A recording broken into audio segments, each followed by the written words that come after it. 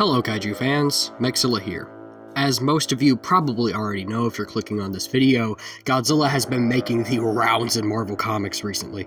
2 Godzilla series have already been released from Marvel just this year, with a third on the way that was just announced at this year's New York Comic Con. Today, I'm going to be going over the first issue in the Godzilla vs. Marvel series, Godzilla vs. Fantastic Four. I'll be going over the comic's story, as well as giving my honest opinions on it.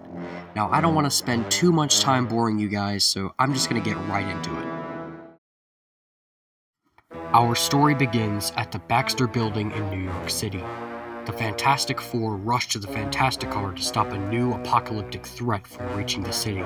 Godzilla, a giant, terrifying kaiju that once ravaged Tokyo in 1954. The creature was thought to be destroyed once before, when the brilliant Japanese scientist, Dr. Daisuke Serizawa, sacrificed himself and his one-of-a-kind invention, the Oxygen Destroyer, to stop Godzilla. Unfortunately, it seems that victory was short-lived, as Godzilla has returned to wreak havoc once more. Godzilla rises from the depths and begins attacking the New York coastline, as the Fantastic Four rush into battle. They put up a decent fight against Godzilla and manage to knock him down, but Godzilla just gets right back up again. He charges his signature atomic breath and blasts the Fantastic Four, the team just barely surviving thanks to some quick thinking from the Invisible Woman. The team is shook. They just barely got out of that with their lives, and Godzilla is already heading back towards the city. They head back to the Fantasticar when Mr. Fantastic comes up with an idea to stop Godzilla. It's crazy, but it just might work. Reed explains his plan on the way back to the Baxter Building. He's going to overload the building with all the energy of the city in the hopes it will electrocute Godzilla to death. Reed explains that this plan may kill him, and he urges the other team members to get out of harm's way, but they refuse and insist on helping Reed in his plan. Once the team finishes overloading the building's power systems, Godzilla reaches the Baxter Building and smashes through it.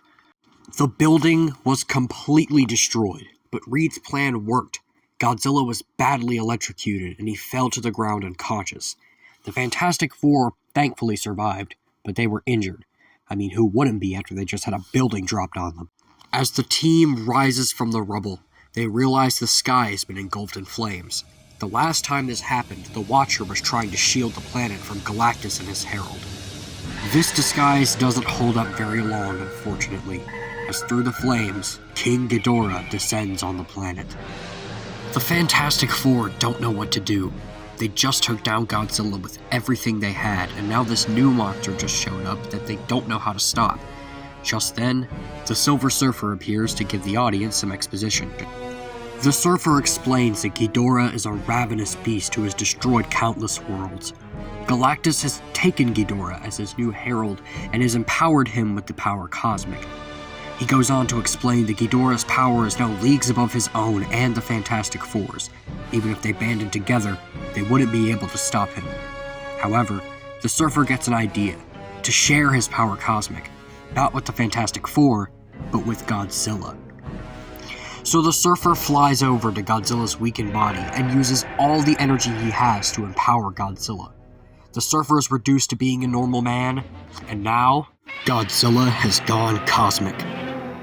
Godzilla immediately charges King Ghidorah, and the 2 cosmic-powered kaiju begin to fight. However, even with the power cosmic, it looks like Godzilla won't be able to stop Ghidorah on his own. And so the Fantastic Four join the fight once again. Godzilla and the Four team up to take down the cosmically powered King Ghidorah, but it still just isn't enough. The team decides they need to distract Ghidorah to give Godzilla enough time to land the killing blow. Sue gets an idea and uses her powers to create a kaiju-scale projection of the thing.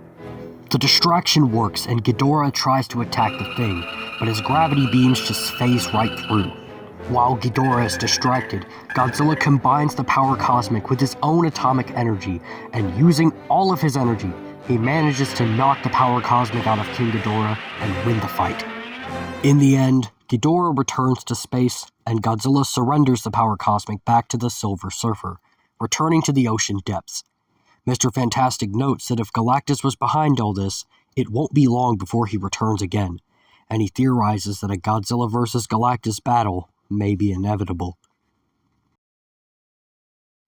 And that was Godzilla vs. Fantastic Four. I gotta say, it was a pretty entertaining issue. I enjoyed it. I feel the characters from both the Marvel and Godzilla side were done justice, and it was an overall entertaining story. However, I do have a couple gripes. The Silver Surfer just kind of shows up to exposition dump and give Godzilla the power cosmic, but after he does that, he just disappears from the story entirely. He's less of a character here and more of a plot device to keep the story moving. They also tease a Godzilla vs. Galactus fight at the end there, but since this is a one-off issue, this probably won't be followed up on. One of my most hated tropes in fiction is teasing some sort of continuation when it's not guaranteed. Look at all those horrible Sony Spider-Man spin-off movies, for example.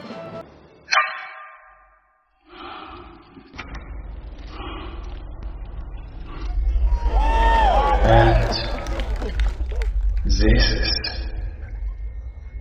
Morgan time. But my main issue with the comic is the art. Don't get me wrong, all the Marvel characters look fine outside of a few wonky panels here and there. It's really the way the monsters are drawn that looks weird to me. No disrespect to the artist or anything, but I gotta admit, Godzilla and Ghidorah look like action figures. There are some panels in this book where Godzilla looks really goofy, and not in a good way. Sometimes it looks like they might have used the old Imperial figures or Aurora model kits at reference at some points. But outside of those gripes I have with it, it serves its purpose as an entertaining crossover story, and I can't really hate it. Now, something interesting I'd like to note. This is the first issue in the Godzilla vs. Marvel anthology series, where none of the issues are connected to each other. Each issue is set in a different era of Marvel Comics, with this being set in the 1960s era of the Fantastic Four series. The book takes place sometime after the Coming of Galactus storyline, but the most interesting part is that it references the events of the original 1954 Godzilla film.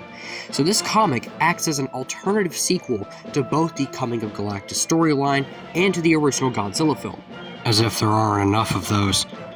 I also think it's really funny how this story implies that the events of that movie happened and not a single hero intervened. Like, yeah, the Fantastic Four say they tried to help, but they didn't make it in time, but come on. The Avengers didn't help, or the X-Men, or anybody. Come on, guys. Overall, I enjoyed this book, even with my gripes with the story and art. For the first crossover between these characters in almost 50 years, I'd say they did a solid job. I'd even go as far as to say, it's fantastic. Say that again? It's fantastic. Yes, it is. Guys, I got it. Ready? Brother, this guy stinks! Jokes aside, I'll recommend this book. Now, one more thing I want to ask before I go is for you guys to like and subscribe. I hate having to ask that of people, but it does really help out the channel if you do. Also, hype the video if you want. It's this new feature YouTube added to push certain creators you like into the algorithm. I don't know how well it works, but if you hype the video, it would mean a lot as well. That's about all from me. Take care.